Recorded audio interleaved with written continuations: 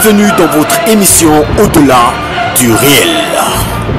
L'an 33 après Jésus-Christ, l'apôtre Paul reçoit le message de l'évangile dans la reine de la grâce révolutionnaire.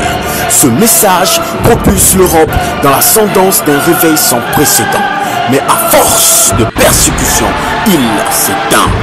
Bien qu'affaibli, mais faufilant au travers les âges, il trouva de nouveau son expression en les personnes de Smith Wigglesworth, Kenneth Hagin, Cobus van Resborg, Catherine Kuhlman, Tel Osborne, Benson Idahosa, Kaku Severin, William Mario Branham, Benny Hinn, Tibi Joshua, David Oyedepo, Trifo Tolar, Chris Oyakilome et votre humble serviteur, le pasteur Emery Wembe. Bienvenue au-delà du réel. La Bible dit dans Galates 3:10 que nous avons lu, celui qui marche selon la loi sera puni par la loi. Amen. Dites-moi, la chaussée a été faite pour les véhicules. Nous sommes tous d'accord. La chaussée a été faite pour les voitures, le trottoir pour les piétons. Maintenant, si moi, le pasteur Wembe Mairie, j'ai décidé désormais de marcher sur la chaussée pour que les voitures roulent sur le trottoir, je m'expose à une sanction. Amen. Amen. Un véhicule viendra me pénaliser, me punir pour cela. Amen. Amen. Mais pourquoi est-ce que les chrétiens qui sont sous la grâce veulent marcher selon la loi? Je ne comprends pas. Amen. Amen. Si on dit feu rouge, ça veut dire arrêt. Feu vert, ça veut dire démarrage. Si on dit feu orange, ça veut dire freiner. Amen. Amen. Ça, c'est ce que la loi dit. Maintenant, quand vous êtes dans une nouvelle dispensation et que vous voulez dire feu rouge est égal pour vous à démarrer en côte, ça ne marchera pas du tout. Quand vous voulez dire feu vert égal stop pour vous, ça ne marchera pas du tout. Amen. Amen. C'est comme ça que la nouvelle créature fonctionne également. C'est pourquoi vous voyez des anomalies dans le métabolisme, dans le fonctionnement du chrétien. Abraham était un prophète majeur et il y a un nom qui composait 7 lettres, mais qui avait 2 femmes. Amen. Amen. Une femme appelée Agar et une autre femme appelée Sarah. Les 2 femmes engendrèrent. Et Agar, la première femme, la deuxième femme, ok, dans mon complet, Agar engendra Ismaël. Et Sarah engendra Isaac. Ces 3 personnes sont symboliques. Abraham représente la nouvelle dispensation. Abraham représente la foi en Jésus-Christ. Amen. Amen. Sarah, la première épouse de Abraham, représente la nouvelle dispensation de la grâce en Jésus-Christ. Amen. Et Ismaël, son fils, représente les fruits de la grâce. Amen. Isaac. Isaac, je veux dire, représente les fruits de la grâce. La prospérité. Amen. L'élévation, la gloire de Dieu, l'onction sans le jeûne et la prière forcée. Amen. Amen. La bénédiction sans forcément transpirer. Amen. Amen. Amen. Lorsque vous luttez, vous êtes encore sous la grâce. Lorsque c'est dans la grâce, c'est le Alléluia. Amen. Maintenant, Agar représente l'ancienne alliance de la loi de Moïse. Et son fils Ismaël représente les œuvres de la loi, la performance, les œuvres. La capacité de pouvoir plaire à Dieu pour attirer les faveurs divines vers moi. Amen. Amen. Mais qu'est-ce que Abraham fut? La Bible déclare que dans Genèse 21, verset 6, que lorsque Isaac fut sevré, le sevrement est l'acte par lequel la mère allaitante coupe l'allaitement de son sein vers son rejeton. Amen. Amen. Les femmes, vous comprenez plus ou moins de quoi il est question. Lorsque Isaac fut sevré, la Bible fut sevrée au lait. Rappelez-vous qu'il y a 4 dimensions de la parole. Le lait spirituel, la nourriture solide et le miel. Lorsque Isaac, l'enfant de Sarah, qui représente la nouvelle dispensation de la grâce, qui est le mari qui est la femme de Abraham, le père de la foi. Amen. Amen. Donc lorsque Isaac fut sevré, outre sa mère, Sarah qui représente la grâce, arrêta de lui donner le lait spirituel de la parole de Dieu. Ouais. Amen. Amen. Amen. La Bible dit que Abraham, la foi en Jésus-Christ, mit dehors Agar et Ismaël son fils. Amen. En d'autres mots, lorsque une église commence décide d'arrêter de donner à ses membres le lait spirituel de la parole de Dieu, qui est la loi, tout simplement. Dieu lui-même, le Père de la foi, met dehors la loi qui représente Agar et les œuvres de la loi qui sont Ismaël et l'Église. Amen. Amen. La Bible dit que Ismaël devait chasser, il devait toujours transpirer et souffrir. C'était la difficulté. Il y a des chrétiens qui traversent ces difficultés. Ils sont plus maudits que les païens de la malédiction. Mais c'est des choses que nous connaissons. Moi je parle de mon vécu. J'ai été dans le combat spirituel.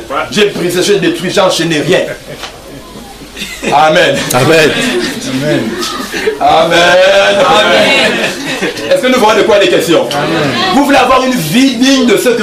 Il y a trop... La Bible est devenue comme une légende, un conte historique. Alléluia. Nous lisons des choses que nous ne vivons pas dans nos vies, tout simplement parce que nous voulons opérer dans la grâce avec les moyens de la loi. Pour un chrétien d'opérer dans la grâce avec les moyens de la loi reviendrait à un militaire d'opérer dans l'armée avec des lois civiles. Ça ne marcherait absolument pas du tout. Parce que quand tu dis un civil et tout va, il dit non, est-ce que tu m'as d'abord donné quelque chose? Mais quand tu dis à quelqu'un qui est dans l'armée, va automatiquement ordre égale exécution. Amen. C'est pourquoi les chrétiens ne fonctionnent pas bien. C'est pourquoi on peut retrouver des chrétiens qui sont possédés. Amen. Des chrétiens qui sont caïens, faibles. Des chrétiens dont on poursuit dans les rêves. En lieu et place du chrétien des chrétiens dont on poursuit des rêves, par exemple, dans lesquels les personnes vous poursuivent en tenue camouflée. Vous êtes poursuivis par des chiens, par des chats, ou encore par des tigres, ou encore par des lions. C'est une anomalie dans le dispositif du fonctionnement du chrétien dans la grâce. Parce que la nouvelle créature ne devrait pas être poursuivie dans les songes et dans les rêves, mais c'est la nouvelle créature qui devrait poursuivre dans les songes et dans les rêves. Il y a des personnes et tout fait des rêves dans lesquels des personnes sont en train de manger. Et quand on voit les personnes sont en train de manger, vous constatez qu'à un moment, quand on pique la fourchette et on soulève comme ça et tout, vous voyez, c'est votre tête qu'on est en train de mettre dans la gueule de quelqu'un. Et vous commencez à dire, Seigneur Jésus, c'est sûr que je suis victime de la sorcellerie inconsciente. Mon corps est utilisé en sorcellerie comme repas. Amen. Mais normalement, vous devrez faire un rêve inverse dans lequel c'est vous qui mangez les sorciers. Amen. Yes. Amen. Est-ce qu'on peut déjà m'ouvrir une brèche sur le rêve? Amen. Vous savez, les rêves sont une suggestion. Sont une information de Dieu. Une suggestion de Satan et de votre corps. Lorsque vous faites un rêve est d'ordre divin, démoniaque ou encore corporel ou charnel. Et le rêve vient du mot apocalypse qui veut dire révélation. Donc quand vous révélez les sorciers, en d'autres termes, Dieu vous les a révélés. Comprenez-moi bien. Quand vous les rêvez, c'est que Dieu vous les a révélés. Amen. Donc lorsque je fais un rêve dans lequel j'ai vu que quelqu'un dans la famille allait mourir, quand je me réveille, ça ne veut pas dire que quelqu'un va mourir. Amen. Parce qu'il le révèle pour condamner. Quand vous voyez quelqu'un qui va mourir, cela veut dire que Dieu vous a révélé cela pour condamner la mort qui devait suivre. Mais il peut avoir mort même en fonction de ce que vous, le chrétien, vous allez déclarer lorsque vous allez vous réveiller.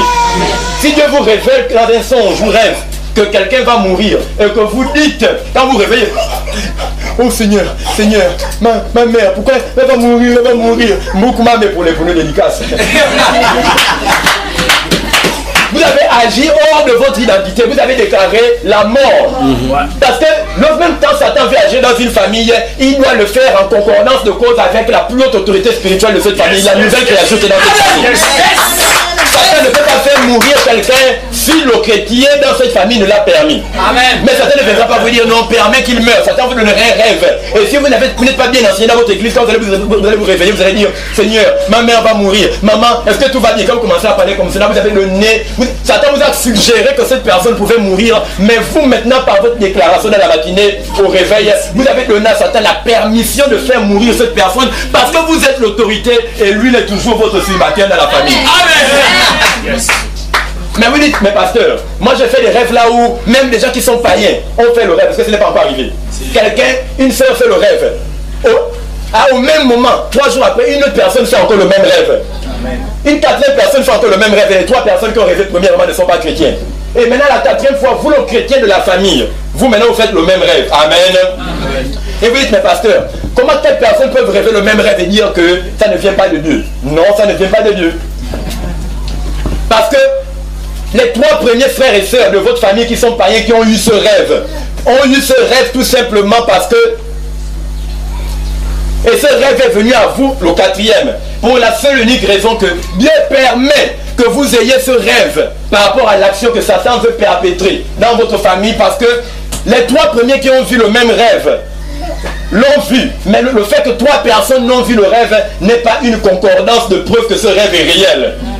Dieu permet en fait que la 4e personne qui ait ce rêve soit vous, la nouvelle créature, le chrétien de la famille, parce que les païens ne peuvent pas changer le cours des situations. Mais vous, le chrétien, êtes celui-là qui a le mot final pour changer cette situation dans la famille. Est-ce que plus ou moins quand je parle, le peuple de Dieu est édifié sur le monde des rêves? Vous devez maintenant comprendre. Donc plusieurs personnes font le même rêve ne veut pas dire que ça va arriver. Dieu a permis que ces personnes qui ne connaissent pas Christ aient le rêve en question pour que vous qui avez l'autorité. Les païens peuvent avoir un rêve, mais commencent à trembler quand il voit le rêve. Mais pendant le chrétien, lui, lorsqu'il a le rêve, quand il est bien enseigné dans une église de la grâce, il connaît comment changer son rêve. La Bible dit la vie et la mort sont au pouvoir de la langue. Vos rêves ne sont que le produit de ce que vous dites qu'ils sont. Amen. Amen. Regardez comment Satan a encore utilisé les pasteurs. Sous la loi. Vraiment, c'est pas possible. On nous a souvent enseigné que lorsque je fais un rêve dans lequel je mange dans la nuit, selon le combat spirituel, c'est que je suis victime de la sorcellerie inconsciente. Ça veut dire que je suis un sorcier inconscient, différent du sorcier conscient. Vrai ou faux? Amen. Qui a déjà entendu ça, dit amen. Amen. Voilà, on va les démentir aujourd'hui. Lorsque vous mangez dans un rêve, ne veut pas dire dans la grâce que vous êtes un sorcier inconscient. Ou qu'on vous a donné le vampirisme. Non. Amen. Amen.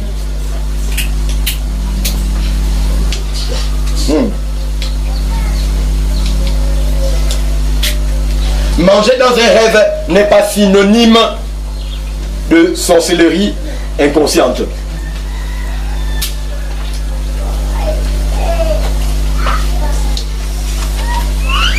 Amen. Amen. Oh. Est-ce que nous pouvons aller là ou nous passons à autre chose? Non, ce n'est pas avec vous que je parle, excusez-moi. C'est parce que je perçois d'autres choses en fait.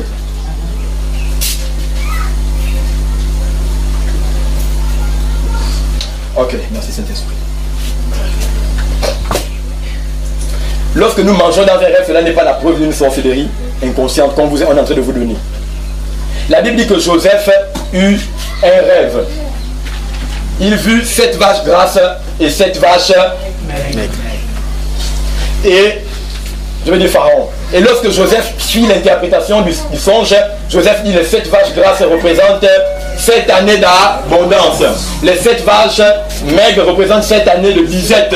Et il fut ainsi. Amen. Lorsqu'un chrétien fait un rêve dans lequel il mange à table, ce n'est pas la sorcellerie inconsciente. Amen. Maintenant, si vous faites un rêve dans le, faire un rêve dans lequel vous mangez à table est une forme de sorcellerie inconsciente. Vous mangez en d'autres termes la chair humaine de façon inconsciente. Maintenant, si vous faites un rêve dans lequel vous ne mangez jamais, ça suppose ça veut dire quoi? Amen. Parce que quand vous faites des rêves dans lesquels vous mangez, vous vous dites non, ça c'est le diable. Vous vous plaignez. Maintenant, si Dieu vous envoie seulement qu'il y a des rêves dans lesquels vous ne mangez jamais, vous allez dire quoi? Amen. Amen. Faire un rêve dans lequel vous ne mangez pas veut dire c'est la pauvreté sur votre table. Amen. Amen, amen, amen. Parce que la Bible dit dans le psaume 23, l'Éternel est mon berger, je ne manquerai de rien. Il me fait reposer dans les verts pâturages, il me conduit près des eaux paisibles, il me conduit près des sentiers. À cause de son nom, lorsque je marche dans la vallée de l'homme de la mort, je ne crains aucun mal, car ça roule et son bâton me rassure, je ne mourrai pas. Il dresse en face de moi une table. Amen. Amen. Amen. Donc, David, lorsqu'il parle de cela, il a une vision du futur. Il dit, non, Dieu dresse en face de lui une table. Mais lorsque vous vous retrouvez face à une table en train de manger, amen, c'est une bonne chose. Amen. Amen. Yes. Si vous voulez acclamer, parce que je n'ai pas terminé.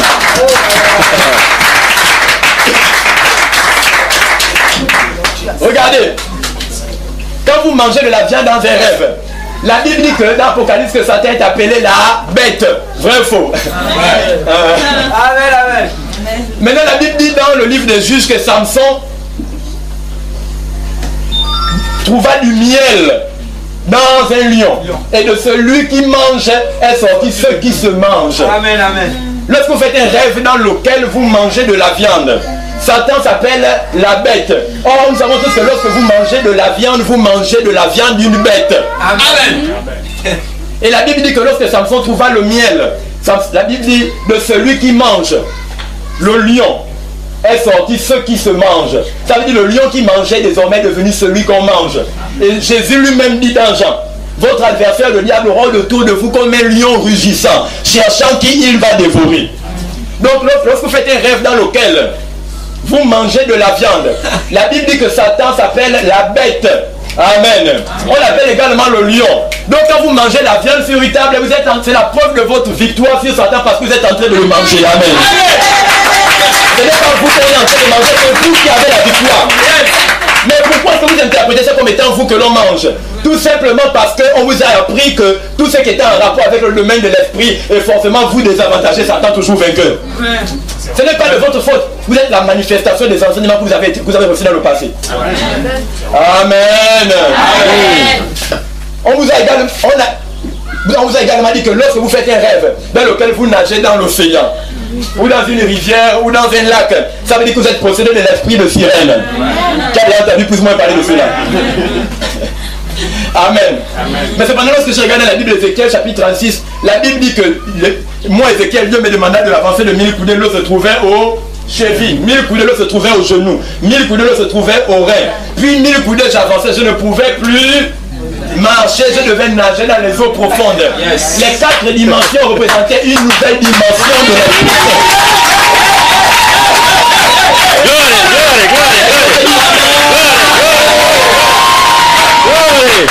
Mais quand Dieu vous avertit divinement mensonge pour dire ma soeur, maintenant même tu vas passer d'une dimension à une plus grande dimension de manifestation. Et bien au final du pasteur de cette dimension, on va prier pour toi pour chasser l'esprit de sirène. Il est utilisé par le diable sans son conscient. L'igno, la Bible est dans Osée 4:6, dit le pasteur là il abuse. Osée 4:6 dit mon peuple périt faute de connaissance. C'est-à-dire il n'imposait pas les mains avec précipitation. Quelqu'un qui ne discerne pas, mais on ne peut discerner que celui qu'on a reçu. La plus belle femme du monde ne peut donner que ce qu'elle a. Aïe aïe aïe aïe. Dieu punit le diable ce matin. Est-ce que votre amène peut chiffrer Satan là où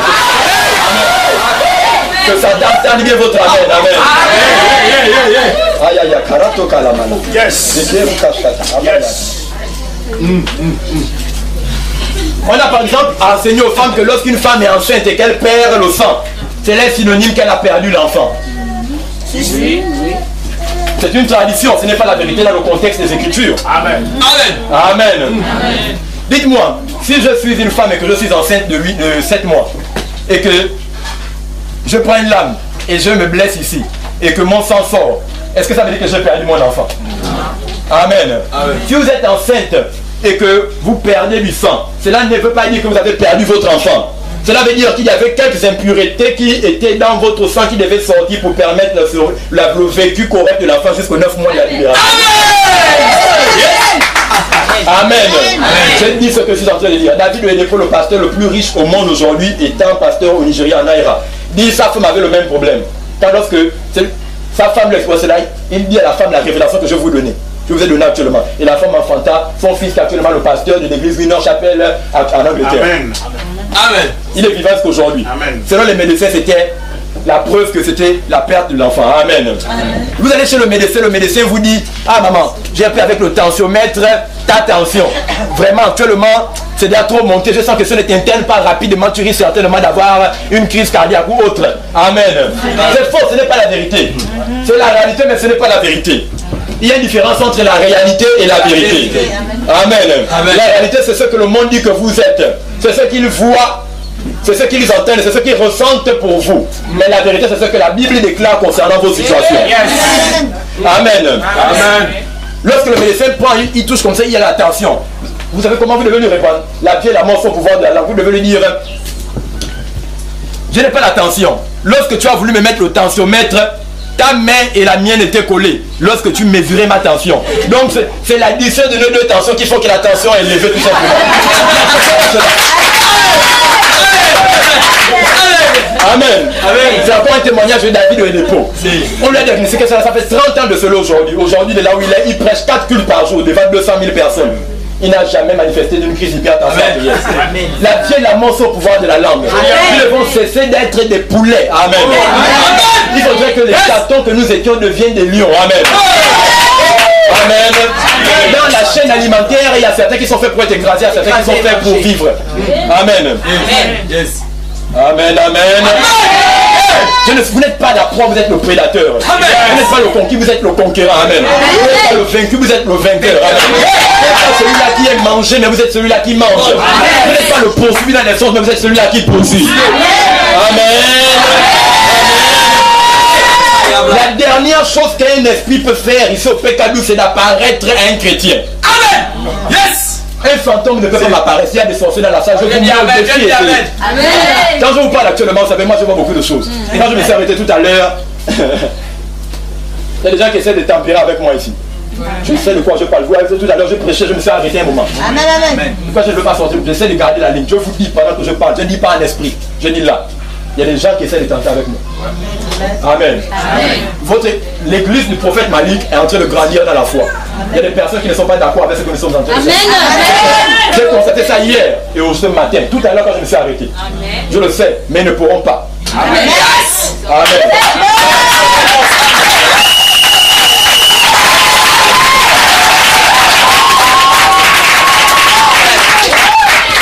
Satan veut travailler entre vous ici pour mettre la division. Ça ne passera pas au nom de Jésus.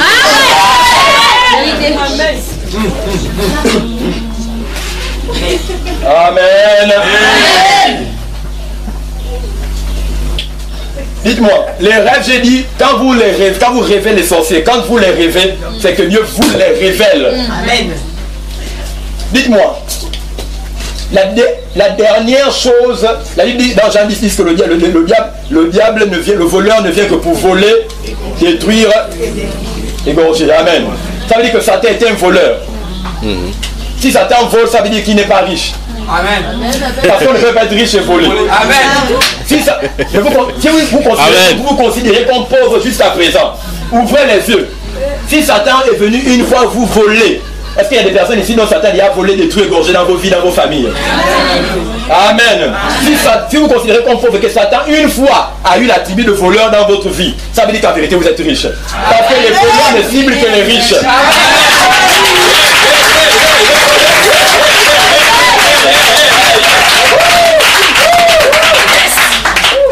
Donc, quand vous les rêvez, c'est que Dieu vous les révèle. Amen. Si on vous disait, ce dimanche à 24h00, un voleur viendra voler chez vous. Il passera par la porte qui est sur le côté de la maison. Je pense que ce sera une bénédiction pour vous, mais une malédiction pour le voleur. Pourquoi? Parce que Dieu vous a déjà révélé comment est-ce qu'il va opérer. Amen. Amen. Qu'est-ce que vous aurez à faire? Est-ce que vous allez commencer à dire, voleur, tu ne viendras pas dans ma maison, tu ne viendras pas dans ma maison, au nom de Jésus, feu du Saint-Esprit, le sang de Jésus, le sang de Jésus. Est-ce que vous allez agir comme ça quand on vous donne cette information? Vous allez commencer à crier dans tout le quartier. Vous allez faire quoi? Vous allez attendre patiemment. Ce jour-là, si les enfants dorment tardivement pendant les vacances chez vous à 1h, 2h du matin, vous allez donner un café lourd avec le lait. Ils vont dormir tous à 20h pile. Vous allez prendre les enfants les plus âgés de la maison avec les coupes, les machettes. Vous allez dire, on va vérifier si l'information est réelle. Si le monde cible la fenêtre là, 23h59, rien ne se passe. 24h pile. Événement inattendu. Le compteur il jongle. Bon, ça c'est une coïncidence. Soudainement vous commencez à attendre. Le silence, le fait c'est que vous dormez chez vous à 20h normalement. Il est 24h00. Vous commencez à sentir la porte, la fenêtre qui commence à bouger. Il démonte le premier battant. Il démonte les nacos. La porte est ouverte à elle-même maintenant. Il accède directement au paradis de votre maison. Dès l'instant, vous allez avoir confirmation que l'information qu'on vous a révélée était réelle. Dès l'instant, il place sa main. J'ai fait lui, moins.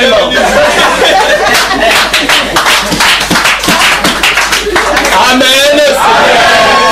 Les rêves viennent révéler. De la même façon que le voleur a été désavantagé, mais vous avantagé par la révélation. Le rêve, quand Dieu vous révèle, Satan est désavantagé et vous êtes avantagé. Amen. Peut dire Amen. Yes. Est-ce qu'on édifie un peu? Yes. Il y a trop de choses à partager, vraiment. Seigneur Jésus. Aïe, aïe, aïe, aïe. Si l'on vous montre, certains ont peut-être fait ce rêve-là, un songe, un rêve, une révélation. Là, vous voyez vous-même. Vous voyez, c'est un mouton ou un bouc qui est attaché à un manguier ou un arbre dans la forêt au village. Et ce bouc attaché à l'arbre, lié à une corde. Vous regardez, c'est un bouc en bas, mais quand vous montez, vous voyez, c'est votre visage. Ne dites pas que c'est vous. Amen. Amen. Là, parce que la Bible déclare dans l'Apocalypse que Satan s'appelle le bouc. Dites à Satan, selon les Écritures, c'est toi qui es le bouc. Donc c'est toi qui es attaché. La Bible dit pas dans l'Apocalypse, votre ennemi Satan, un ange puissant du ciel, viendra le lier et le jettera dans la fosse. Amen. Amen. Donc la nouvelle créature peut être tout sauf liée. Si vous voyez un bouc avec votre visage, c'est Satan lui-même. Dieu vous montre une révélation de Satan, comment il sera lié, enchaîné dans le puits des enfers. Amen. Amen. Hey. Vous devez comprendre la parole pour l'exploiter contre le diable. On ne vient pas à l'église. Quand vous connaissez la parole sur un domaine, dans ce domaine, vous ne pouvez jamais échouer. Amen. William Branham, je ne suis pas branhamiste. Amen. Mais je respecte mon son qu'il avait le numéro 1 dans les goûts généraux. Les hommes de Dieu les plus puissants sur terre. Amen. Je voulais parler de ça hier, mais j'ai stoppé à cause du temps. Branham dit, lorsque vous prenez une torche et vous prenez un ballon de football et que vous braquez la lumière de la torche sur le ballon, est-ce que toutes les facettes du ballon seront éclairées? Non. Seule la facette du ballon qui reçoit la lumière de la torche sera éclairée. Amen. Mais si vous voulez que tout le ballon soit éclairé, vous devez chercher une plus grande torche avec une plus grande lumière pour éclairer toutes les facettes du ballon. La torche ici représente la parole. Là où la parole éclaire votre vie, dans ce domaine vous aurez la victoire. Amen. Là où vous n'avez pas la parole dans vos vies, dans ce domaine vous allez être un échec. Amen. Amen. Donc ma responsabilité c'est quoi? Connaître ce que Dieu dit concernant mes finances. Amen. Amen. Le riche qu'il était s'est fait pauvre afin que nous soyons riches. Oh, Jésus n'a jamais été pauvre. Le riche qu'il était s'est fait pauvre afin que nous soyons enrichis. Quand est-ce que Jésus est devenu pauvre tout au long de son ministère? C'est lorsqu'on l'a pendu de la mort honteuse à la croix. Amen. Jésus n'était pas pauvre, il était milliardaire dans toutes les monnaies au monde. Amen. Je peux prouver ce que je suis en train de dire. J'ai prêché pendant 2 mois sur ça dans mon église. Amen. Si Jésus était pauvre, pourquoi est-ce que lorsqu'on l'a crucifié, on a tiré au sort ses vêtements, on les a déchirés en 4 parties? Est-ce qu'on peut prendre les vêtements d'un fou qui passe à la vue? Et les Romains, qui sont l'armée la plus puissante à l'époque, comme les États-Unis actuellement, les soldats romains, les officiers romains vont prendre la tunique d'un fou. Donc les soldats qui sont les mieux traités, les mieux lotis, les mieux dotés au monde, vont prendre la tunique d'un fou. Diviser ça en 4 et prendre la partie principale et donner ça au général de l'armée romaine en Israël sous occupation. C'est impossible. Pourquoi est-ce qu'ils ont pris ces vêtements et on a tiré au sort? Dites-moi, même nous, qui sommes les chrétiens riches actuellement, est-ce que si on prend votre vêtement, on peut dire, bon, moi je pense à 1 million à la route? Est-ce qu'on peut faire ça même ici? Non. Mais pourquoi on l'a fait avec Jésus? Parce que ces vêtements, le vêtement qu'il portait, on appelle ça la toge si vous voulez, ou encore la toge, en français vulgaire, la soutane, ou encore tout simplement la robe qu'il portait, on l'appelait le vestibule. C'était un vêtement que portait Pharaon dans l'Ancien Testament. C'était un vêtement qui distinguait dans la tradition judéo-juive, ou encore dans la tradition égypto-juive si vous voulez. Le vêtement que vous portez sur vous distinguait votre position dans la société. C'est comme ça, c'est ainsi que pour ceux qui ont regardé les films en rapport avec l'Égypte, les pharaons, vous allez voir leurs vêtements généralement étaient incrustés de pierres précieuses, d'or, etc. Joseph s'attira la colère de ses frères et la jalousie parce que son père Jacob lui confectionna une tunique, le vestibule. Et cette tunique avait les 7 couleurs de l'arc-en-ciel, différentes pierres précieuses. Amen. Même lorsque Dieu appela Aaron, il lui fit un vêtement avec de l'or, des pierres, jaspe, chrysolite, topaz, sardoine, chrysolite, etc. Amen. Amen. Donc le vêtement, il permettait d'identifier votre position. Combien vous étiez riche, important et célèbre dans la société. Amen. Amen. Et Jésus avait le vestibule, un vêtement que portaient soit les empereurs, les rois, les princes héritiers ou encore les puissants businessmen. Et Jésus était un puissant homme d'affaires. Il était un charpentier. Les catholiques ont changé la Bible pour qu'on ne pense pas à l'argent quand ils nous ont colonisés. Charpentier en grec veut dire stomason, qui signifie quelqu'un qui par la puissance des investissements dans l'immobilier se repose de ses œuvres sans plus jamais travailler. Amen. On a déchiré le vêtement de Jésus, on a tiré ses vêtements au sort parce que son vêtement s'appelait le vestibule. Et il y avait des pierres précieuses, diamants, or, chrysolite, topaz, sardoine. C'est pourquoi ces vêtements ont été tirés au sort. Les soldats romains se sont divisés sa toge dans le but de pouvoir la revendre pour obtenir de l'argent. Maintenant, si Jésus était pauvre, que ses disciples étaient pauvres, quand Judas le trahit, on vient demander. Judas connaissait Jésus, non?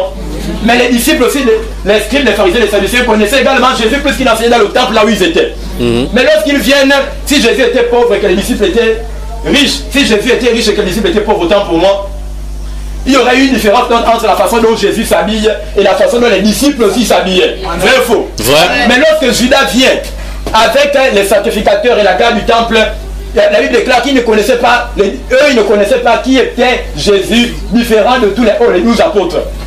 Parce que tous avaient le même type de vêtements. Les disciples de Jésus également étaient de millionnaires et de milliardaires. Alléluia. Je n'ai pas le temps de parler de cela. Pierre avait une maison en Galilée. Galilée, la ville portuaire en Israël. C'est le premier centre d'économie en Israël. Amen. Il avait une villa en bordure de mer avec une vue sur l'océan. La mer morte. Amen. Amen. Et la Bible dit que Jésus avait une maison suffisamment grande que lorsqu'il performait le miracle de l'homme qui était porté sur le lit, il y avait les 12 disciples et les 70 dans sa cour, à tel point que Marie, sa mère, ne pouvait rentrer dans la maison de Jésus qui se trouvait sur une montagne, dans le mont Galilée. La Bible dit, Jésus leur dit, allons dans ma maison, et il les nourrit pendant 3 jours, 3 nuits. Ils étaient 570 et la Bible dit qu'ils étaient dans le salon et dans la cour de Jésus. Jésus avait plusieurs maisons. Quand vous êtes un homme qui peut avoir, Saddam Hussein pouvait contenir 20 000 personnes dans son bunker en Irak lorsque les Américains l'ont trouvé. Jésus avait une maison qui pouvait contenir plus de 1000 personnes. Voyez vous-même l'écart. Il y a un problème. Amen. Amen. Bon, bref, on parlera de cela plus tard. Nous avons une conférence de notre côté aussi chez nous. Je vous inviterai par la grâce de Dieu. Amen, amen. Amen. Ok, on va terminer. On ne peut pas terminer tout. Amen. Est-ce que quelqu'un plus ou moins jusqu'à présent est béni? Amen. Oh. Si vous faites un rêve ou un songe dans lequel vous voyez des personnes qui vous poursuivent en tenue camouflée, qu'est-ce qui est arrivé ce genre de choses? Peut-être une fois auparavant. En tenue militaire, lui, en tenue camouflée. Amen. Dans le combat spirituel, ça veut dire que vous êtes poursuivi par les sorciers. Amen. Et dès l'instant où vous croyez que vous commencez à confesser cela, il en est ainsi. Mais dans la grâce, ce n'est pas ainsi. Lorsque vous êtes poursuivi par des personnes en tenue camouflée, dites-moi, lorsque vous êtes une autorité de la République de Zion, qui se déplace comme une autorité de la République au Gabon, simplement dit, vous ne verrez jamais son excellence, monsieur le président de la République, chef de l'État, chef suprême des armées, garant de la République, garde des sceaux, général en chef de l'armée gabonaise, s'est déplacé dans un endroit sans qu'il y ait une sécurité, une escorte des personnes. Amen. Si les présidents courent, eux aussi vont courir. Amen.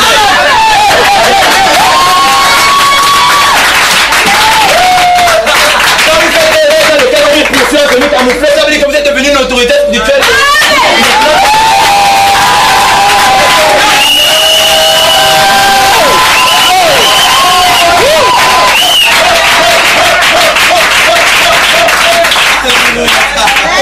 Aïe, aïe, aïe, Dieu punisse. Est-ce que votre amen peut chiffrer ça?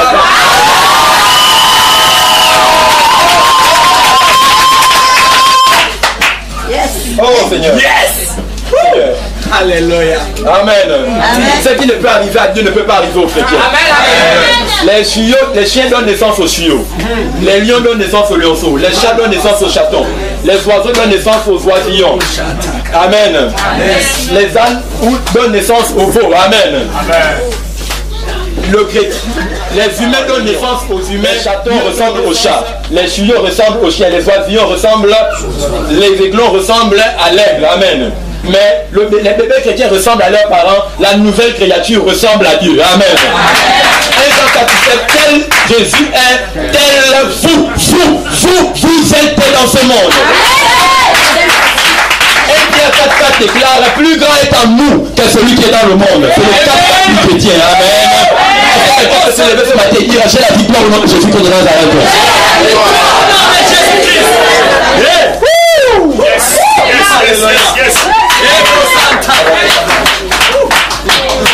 Il est très bien pile, amen. Est-ce que vous savez que je n'ai pas prêché mon message? Il n'est plus jusqu'à la fin, je n'ai rien touché. Je voulais vous parler des effets de la justice. Bon, Dieu permettra que je puisse revenir ici. Amen. Je n'ai pas touché mon message, mais je dois terminer les 13 heures. Je ne peux pas rester indéfiniment ici. Pasteur David, tu as amené l'enveloppe. C'est trop loin. Je vais parler de l'un des effets de la justice pour terminer. Est-ce qu'on peut s'asseoir? Une dernière.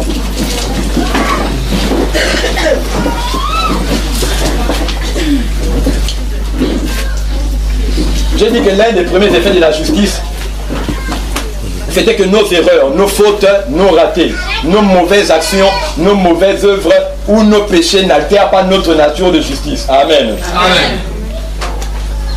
Un deuxième effet de la justice, c'est que nous avons une nouvelle identité quand nous sommes devenus une nouvelle créature. Amen. J'ai besoin de quelqu'un pour me tenir le micro, s'il vous plaît. Un peu rapide, vite. Ouais, comme lui. Là, tu peux monter, il n'y a pas de problème, dérange pas. Nous sommes jeunes, un instant. La Bible déclare dans 2 Corinthiens 5, 17 que si quelqu'un est en Christ, il est une nouvelle. Les choses anciennes sont passées, voici toutes choses sont devenues nouvelles. Ok. La Bible dit, si quelqu'un est en Christ, il est une nouvelle créature. Considérons que, mesdames et messieurs, que cette enveloppe soit le chrétien, la nouvelle créature, et que cette Bible soit Christ. 2 Corinthiens 5, 17 dit, si quelqu'un est en Christ, il est une nouvelle créature. Cette enveloppe qui, considérons, soit le chrétien, et cette Bible soit Christ.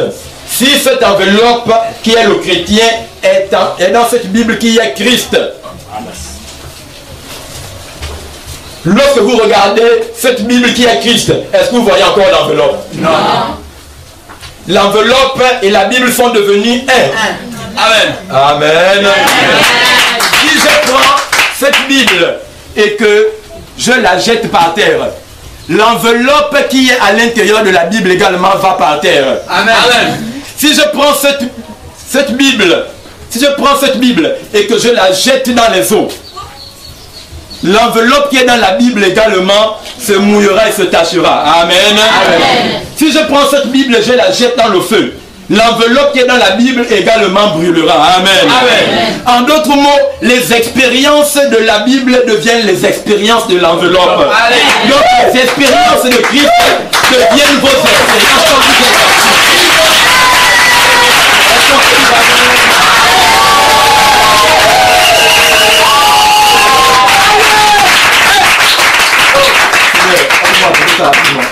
maintenant, si pendant que je suis en Christ, comme cette enveloppe est dans cette Bible, par raté ou par erreur, ou je fais une faute et que je tombe dans le péché, comme cette enveloppe tombe par terre.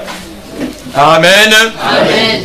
S'il y avait de l'eau dans cet endroit, cette enveloppe serait tachetée d'eau. Elle deviendrait sale. Amen. Amen. Mais si à nouveau Christ, étant lui, me reprend, et cette enveloppe qui est tachetée par la saleté de l'eau dans laquelle elle est tombée, elle a chuté, et que cette enveloppe tachetée est remise dans la Bible, et qu'on referme cette Bible qui est Christ, dans laquelle il y a l'enveloppe qui est le chrétien. Est-ce que vous voyez là le tachement ou la tacheté, la saleté de l'enveloppe quand vous regardez cette Bible? Jamais.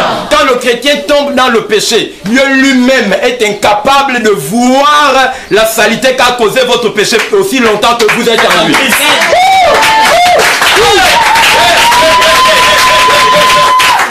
Amen. Amen. Amen. Dieu serait dans l'incapacité de regarder en lui-même et voir le péché, parce que étant en Christ, Si Dieu pouvait voir votre péché, la Bible dit que nous sommes cachés avec Christ dans Dieu, Colossiens 3:10.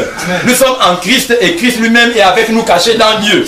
Donc pour Dieu de voir Christ et en Christ voir le chrétien qui a péché, cela supposerait dire que de Dieu lui-même de son sein peut sortir la corruption et le péché. Amen. Dieu deviendrait pécheur, impur, infidèle, menteur, voleur, calomniateur ou fornicateur ou adultérien. S'il pouvait voir en Christ vous qui avez péché. Amen. Si quelqu'un n'a pas compris, qu'il lève la main, honnêtement. Amen. Amen. Je prends l'engagement de vous fournir à tous les DVD gratuitement. Amen. De l'enseignement. De toute façon, nous sommes en train de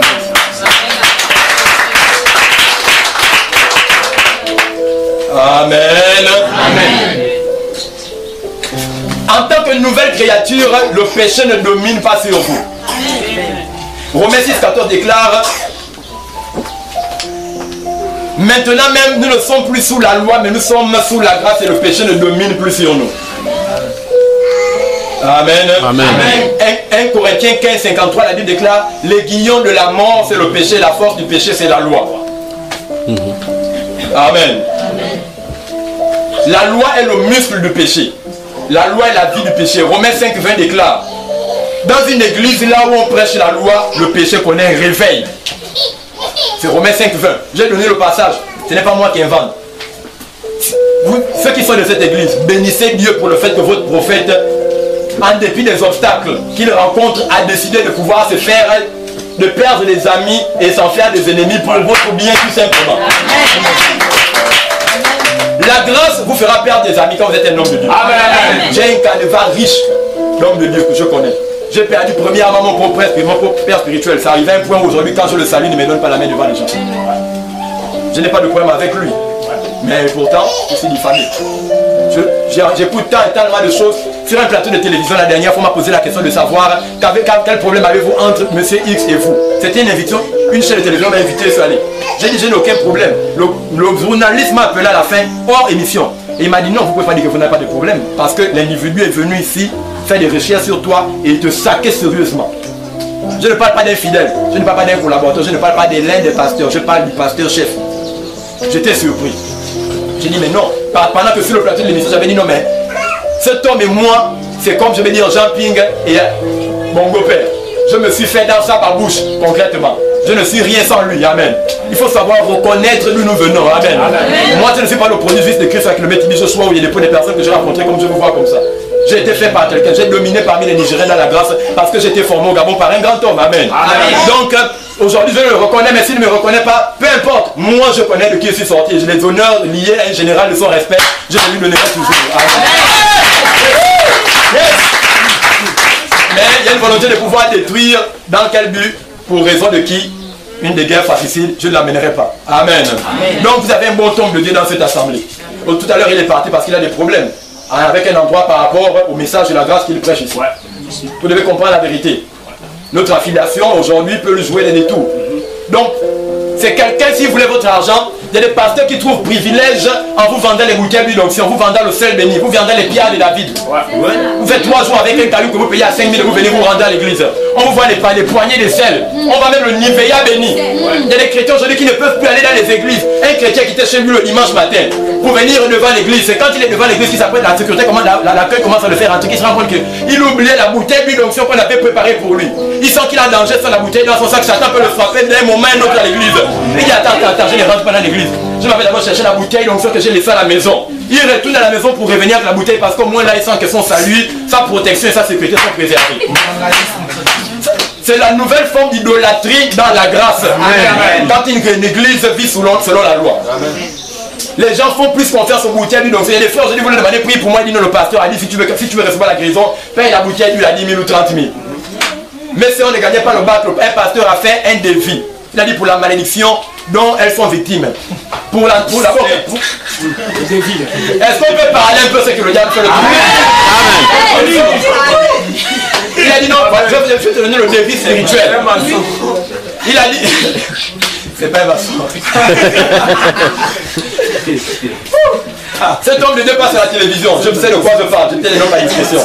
Cet homme a dit Aïe, pour le genre des problèmes que vous avez là, il y a un homme qui vous suit, ça va être votre père qui est décédé. Il vous suit, celui qui enlève tous les noms de liste des examens, le CP, le BPC, le baccalauréat, le BTS, le DUT. L'homme a donné le défi. Pour le rencontrer, il fallait payer 10 000 francs pour rencontrer d'abord sa secrétaire. Ils étaient 4, moi je n'étais pas encore venu. Je n'étais pas rentré d'étranger. 10 000 francs par personne, multiplié par 4 personnes, ça fait combien? Pour rencontrer la secrétaire, pour remplir la fiche.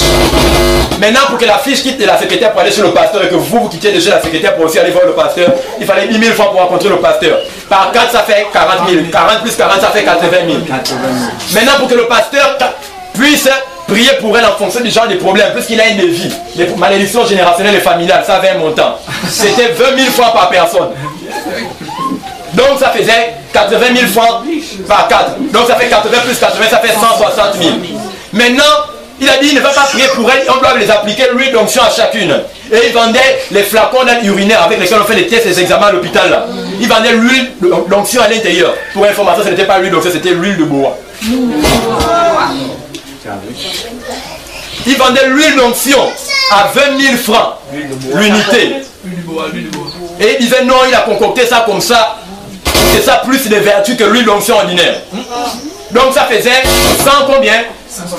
Plus 20 000 francs multiplié par 4, ça fait 80 000, plus 160 000, ça fait 240 000. Maintenant, quand ma mère a préparé tout cet argent-là, je n'avais pas encore apporté la grâce. Ma petite fille, je suis rentré dans la tête de ma mère, mais... Seigneur. Ah oui, il faut aller, il faut aller. J'étais là, je suis arrivé au Gabon à Libreville à la période où ma mère cherchait l'argent en rapport avec ce que je vais dire maintenant. Il a dit non, il ne peut pas prier pour nous à l'église, pour eux à l'église. Il doit venir prier dans notre maison. Et pour venir dans notre maison, pour son déplacement, il faut 120 000. Ça faisait combien? 360 000. Et quand elle est venue prier dans notre maison, après la prière des personnes, elle est maintenant consacrer le terrain pour 180 000 francs. Ma mère m'a amené le devis, donné comme ça sur la... J'ai dit, elle m'a amené, comment vous faites le devis pour faire une maison? C'était écrit comme ça, avec le cachet du pasteur et de la secrétaire. C'était à payer. Ma mère cherchait l'argent, elle m'a dit, non, toi tu es venu de l'étranger, tu as amené beaucoup la marchandise pour faire les prêts à porter. Tu ne peux pas me prêter telle somme pour compléter, pour faire le devis spirituel, pour qu'on gagne au moins les examens l'année là. J'ai dit à ma mère, ça sort d'où? Dieu m'avait dit, Dieu m'avait prévenu au travers de Joshua, quand j'étais à l'étranger, que lorsque tu rentreras au Gabon, n'adore pas les dieux que tes pères ont adorés. Mais je n'étais pas conscient de ce que ça voulait dire, puisque j'avais laissé le christianisme dans un état là où les gens craignaient Dieu. C'est de retour ici que je me suis rendu compte que les choses n'étaient plus ce que j'avais. C'est des gens que j'ai commencé à croiser qui me disaient, mais telle personne, ce n'est plus ça. J'étais étonné, je n'ai pas voulu me fier à ce que j'ai entendu, mais j'ai préféré voir de moi-même. Amen. Amen. J'ai dit à ma mère, si ma mère a trouvé l'argent en question. Ma mère, quand elle s'apprêtait à le laisser, je dis non, si tu me donnes, si je prie, si je parle avec toi, pas je prie avec toi, si je t'enseigne pendant 15 minutes et que vous allez passer l'examen, que tu ne donnes pas cet argent, que les enfants gagnent, tu me remets l'argent. Amen. Elle m'a dit, il n'y a pas de problème. J'ai dit à ma mère, je n'ai pas prié pour eux, je ne les ai pas enseignés, restés, je crois, 3 semaines avant les examens. L'avant-dernière semaine, j'ai appelé tous ceux qui avaient passé le BPC. J'ai une soeur qui a fait le baccalauréat 4 fois, le BPC autant de fois, elle n'a jamais gagné. J'ai l'autre qui n'avait jamais eu le BPC, l'autre qui n'avait jamais eu le baccalauréat. Je les ai tous appelés. Je les ai fait asseoir. J'ai dit bon, l'heure et l'instant grave va arriver. Maintenant je vais vous parler. J'ai commencé à leur enseigner les choses que je vous enseigne là. J'ai pris 10 à 15 minutes maximum. Si c'était trop, 15 minutes. Je leur ai enseigné comme ça. Je les ai montré le bénéfice de la nouvelle création. Je les ai dit, allez-y tous passer les examens. Ils m'ont dit, mais tu ne pries même pas pour nous poser au moins lui sur la tête. Tu n'imposes pas les mecs. J'ai dit non, je n'ai jamais, j'ai cessé d'imposer les mecs. Dès l'instant où j'ai quitté le Gabon. Voilà. Jusqu'aujourd'hui, je ne le fais pas. Amen. Amen. J'ai partagé avec eux. Elles sont allées, l'autre au BPC, l'autre au baccalauréat, l'autre au DUT. Une qui n'avait pas eu le BPC, le baccalauréat, le DUT 4 fois. Le fils, après qu'elle est passée, après 4 ans, elle a eu le BPC, le baccalauréat, le DUT la même année. L'autre a eu le BPC, l'autre le baccalauréat. Validé tous au même moment. Je n'ai jamais pratiqué la délivrance.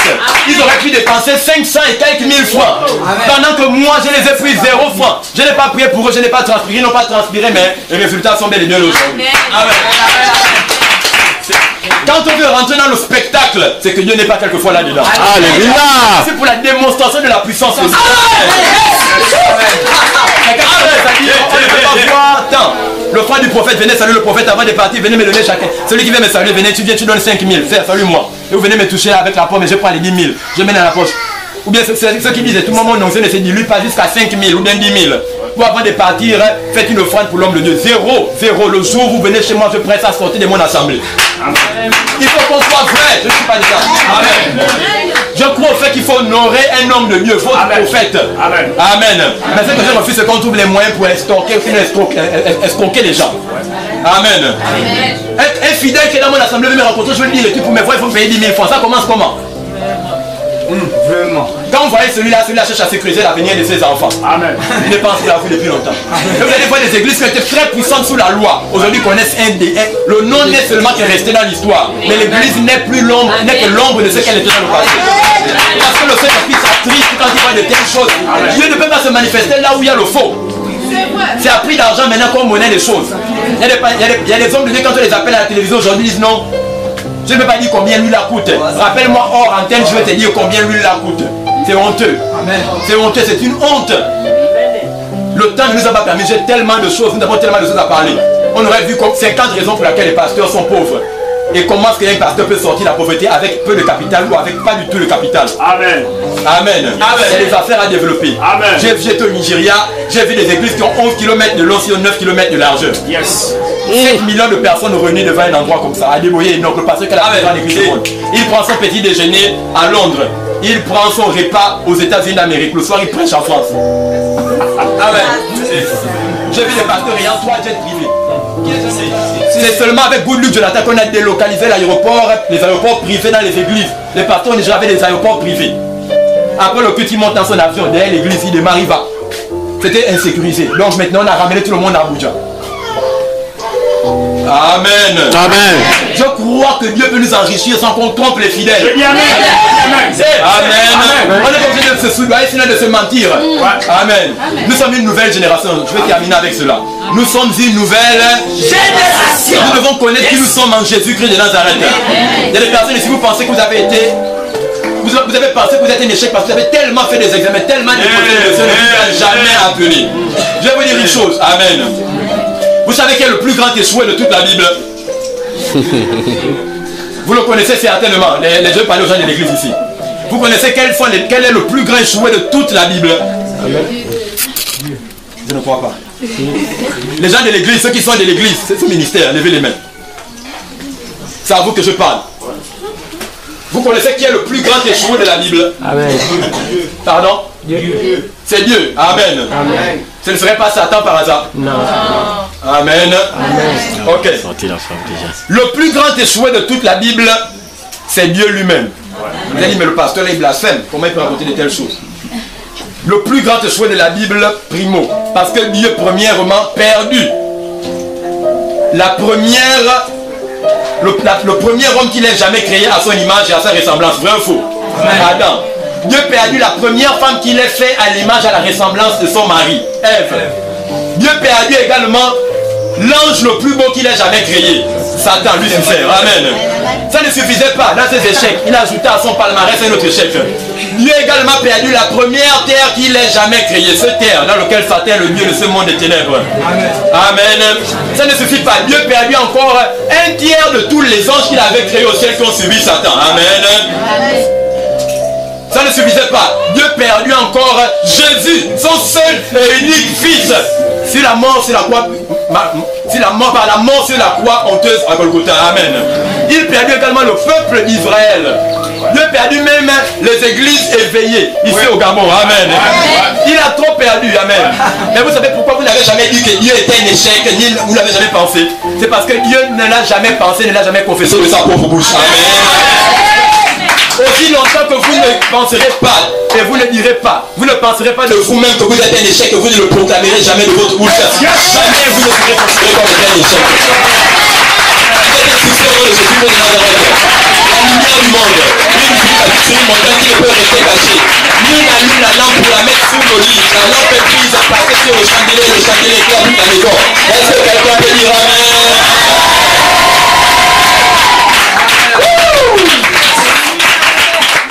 Le chrétien ne peut être possédé. Amen. Amen. Nous sommes tous d'accord avec cela. Amen. La Bible nous parle du démoniaque de Guédara. Jésus posa son pied sur la terre de Guédara.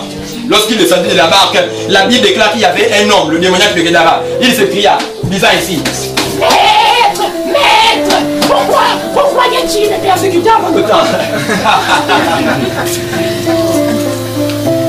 Et vous savez, il y a des chrétiens qui chassent les démons. Mais il y a des chrétiens dont c'est les démons qui vous chassent. Amen.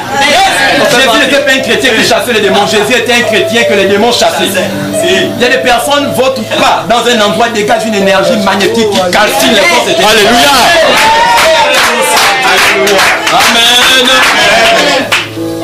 Et les démons lui disent, qu'y a-t-il entre toi et nous? Même les démons savent qu'il n'y a pas de rapport entre la nouvelle créature et eux. Alléluia. Vraiment. Et la Bible déclare que les démons supplièrent Jésus. Regardez le langage. Maître, s'il te plaît, permets-nous, en nous chassant, d'aller entrer dans les cochons, posséder les cochons. Regardez le langage des démons vis-à-vis de Jésus. C'était le langage de soumission. Amen. Oh, un démon, vous ne pouvez pas chasser un démon du corps et dire je ne sors pas. Je ne sors pas. Ça commence comment? Le diable est qui me montre son acte de naissance. Le diable est bâtard. C'est lui qui me montre son père. Même Dieu ne le reconnaît pas dans ses yeux.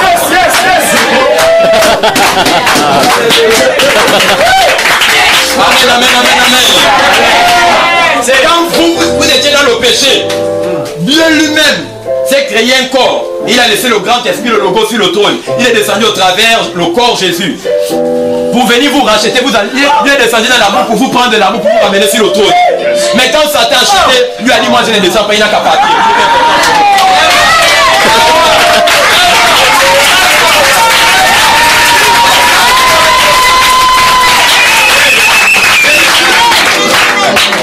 Dieu n'a pas estimé envoyer l'ange Michael, qui signifie qui est comme Dieu. Michael est l'avocat de Dieu. Outre, quand Dieu estime qu'il est trop grand pour s'abaisser à combattre une bataille, il envoie Michael qui signifie en hébreu qui est comme Dieu, son nom. C'est-à-dire c'est l'ange qui est chargé de pouvoir représenter Dieu dans ses conflits lorsque Dieu estime qu'il est trop grand lui-même pour s'abaisser pour combattre contre Satan. Alléluia. Il guerre dans le ciel, Michel et ses anges combattus, le dragon, le serpent ancien, le diable, Satan combattu.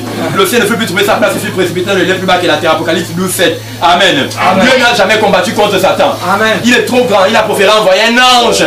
Un ange. Les archanges dans le classement des anges au ciel occupent la 13e position en hiérarchie. Amen. Ça veut dire... Amen. Amen. La 13e, ça veut dire on parle de Dieu, on parle du premier, de l'ange le plus puissant jusqu'aux anges les moins puissants. Les archanges occupent la 13e position sur 14. Dieu n'a pas trouvé important de prendre les premiers anges les plus puissants. Yes. Les trônes, les gloires, les flûtes, les luttes, les tambourins. Il n'a pas cherché cela. Dieu a pris le 13e dans le classement de façon chronologique pour aller vaincre Satan. Ça c'est une insulte à la personne. Et la Bible dit parmi toutes les catégories là, il dit que la nouvelle créature est au-dessus de tous les 13 catégories.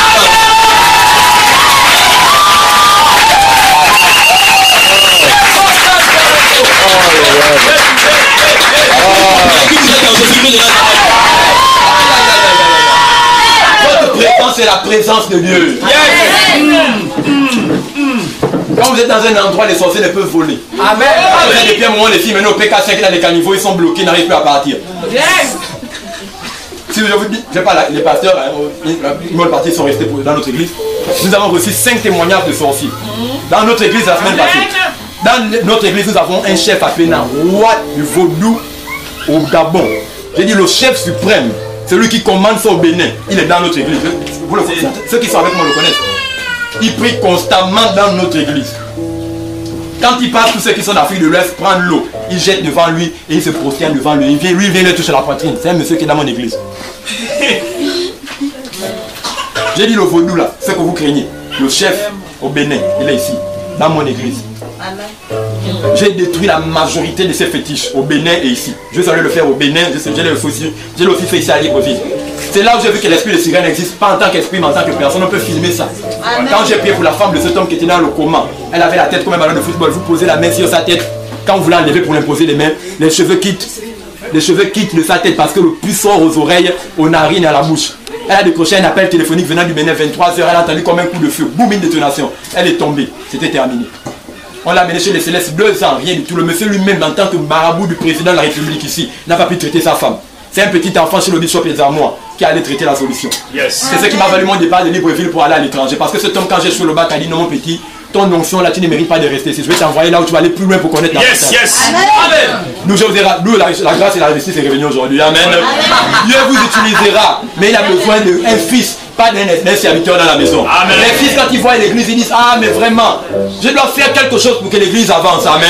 Amen. Ce ministère ne soit pas juste des personnes qui viennent vous asseoir et qui repartent. Amen. Yes. Ne suivez pas peut-être, je ne sais pas pourquoi je parle de ça, ça ne me regarde même pas. Peut-être que quelqu'un veut diviser ou bien il veut créer des tendances. Le dépagneux et les robeuses au sein de l'assemblée. Non, non, non, non. Suivez la vision, la parole au travers votre homme de Dieu. Amen. Amen. Amen. Je reviens sur le démoniaque de Guédara. Les démons disent, maître, s'il te plaît, permets en nous chassant que nous allions rentrer dans les cochons. Et Jésus les regarda et dit, je vous permets, je vous le conseille, entrez dans les cochons. Amen. Amen. Tout le monde connaît ce qu'on appelle le cochon. Quelqu'un a entendu parler des gammes de cet animal? Amen. Le cochon est l'animal le plus sale qu'il existe sur la terre. Si continent 7 milliards de personnes, il n'y a pas plus sale que le cochon. Amen. Et quand on dit sale comme un cochon, aïe, mon frère, le monde doit revenir un peu. C'est pas possible d'accepter ça. Mais le cochon qui est l'animal le plus sale au monde, est-ce qu'on peut dire amen? Amen. Je ne vous entends pas. Amen. Mais le cochon qui est l'animal le plus sale au monde, lorsque les démons sont rentrés en eux, les cochons disent non, entre être posséder les démons et mourir, nous choisissons la mort. Ils sont allés se jeter eux-mêmes dans la rivière.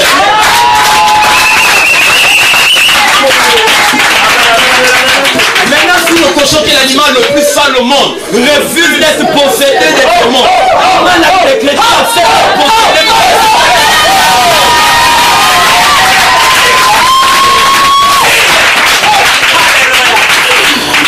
Amen. Amen. Et vous acceptez un chrétien, vous parlez en langue, vous allez dans une église et le pasteur commence à te dire, toi tu as un esprit familier, tu as des mots de malédiction qui est en toi. Et tu commences à trembler. C'est quelle histoire ça? Vous êtes inconscient de qui vous êtes en Jésus-Christ. Amen. Je n'ai pas le temps, je n'ai vraiment pas le temps. J'aurais voulu vous dire pourquoi est-ce qu'un chrétien peut manifester dans une assemblée. Comment ça se passe? On appelle ça le bocal du Massachusetts. C'est Dieu permettra qu'il y ait peut-être un autre séminaire et je reviendrai parler de ça. Quand je regarde actuellement, la foi des gens est tellement élevée ici que je ne pense pas avoir besoin de prier pour vous. Pourquoi c'est ça? Et ma vie venue, les femmes venues, les rêves lesquels vous êtes poursuivis, vous allez être délivrés maintenant, même à partir d'aujourd'hui. La Bible dit, est-ce que je mens? La Bible dit dans Marc que Jésus enseignait sur la synagogue, pendant qu'il prêchait, les démons sortaient des corps, les esprits impurs libéraient, les personnes étaient guéries. Vrai ou faux? Est-ce qu'il priait pour eux? Hier j'ai prié pour vous, aujourd'hui j'ai enseigné. Pendant que j'enseigne, regardez, je n'enseigne pas, Jésus enseigne au travers de moi. Peut-être grand détail, vilain, pas beau, mais actuellement Jésus est dans cette assemblée. Il n'y a aucune fois pendant que je parle, la salle est libre, je vois les étoiles briller, elles resplendissent avant même.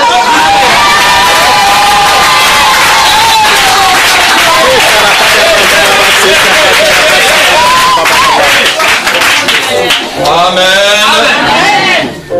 Donc, Dieu fera une occasion pour que peut-être nous nous rencontrons encore dans les nouvelles auspices. Comme on dit, les montagnes ne se croisent pas, mais les hommes finissent toujours par se rencontrer. Vous êtes des géants. Vous êtes dans cette assemblée, qu'importe votre âge, qu'importe ce que vous avez traversé dans le passé, Dieu n'a pas l'intention de faire de vous des fidèles. Les personnes qui estiment qu'à cause de leur âge, ils ne peuvent plus répondre à l'appel au ministère. Moi, je ne le crois pas. Amen. Si vous êtes dans cette assemblée, c'est que actuellement, il n'y a pas de membres ici. Tout le monde est pasteur. Parce que quand je regarde actuellement, c'est parce qu'on n'a pas le temps. J'aurais bien voulu parler à certaines personnes, mais il y a des gens ici, quand je regarde, il y en a qui sont venus ici peut-être parce qu'ils ont des problèmes de kyste, myome et fibromes, mais moi, je vois en eux, vous répondez à l'appel, Dieu vous donne ce que vous voulez. Yes. Amen. Il y a des personnes qui ont des rappels bloqués. Vous attendez que votre argent soit débloqué. Quand on signe le papier, vous devenez le millionnaire. Dieu me dit, répondez à l'appel. Dieu me demande de vous dire, j'entends ça clairement. Répondez à l'appel dans ce ministère.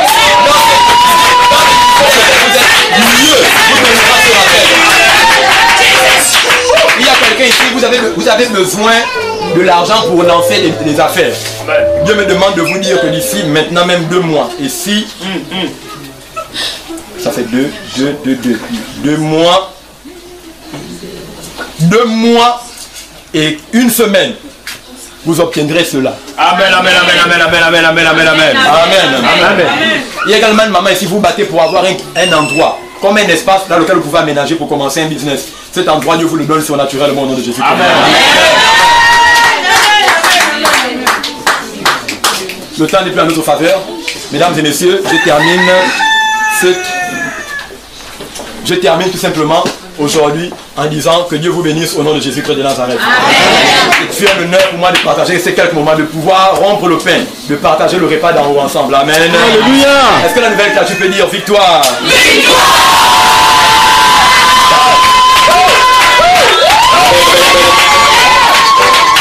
Est-ce que vous pouvez lever pour pousser les cris de joie et acclamer le Seigneur Jésus-Christ?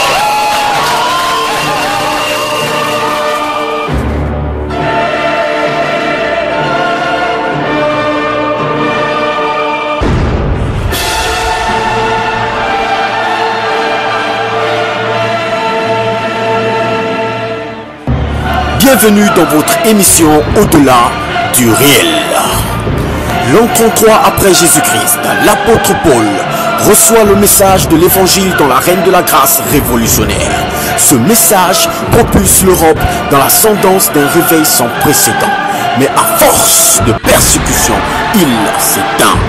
Bien qu'affaibli, mais faufilant au travers les âges, il trouva de nouveau son expression en les personnes de Smith Wigglesworth, Kenneth Hagin, Cobus Van Resborn, Catherine Kuhlman, Tel Osborne, Benson Idahosa, Kaku Severin, William Mario Branham, Benny Hinn, Tibi Joshua, David Oyedepo, Cliffo Tolar, Chris Oyakilome et votre humble serviteur, le pasteur Emery Mwembe.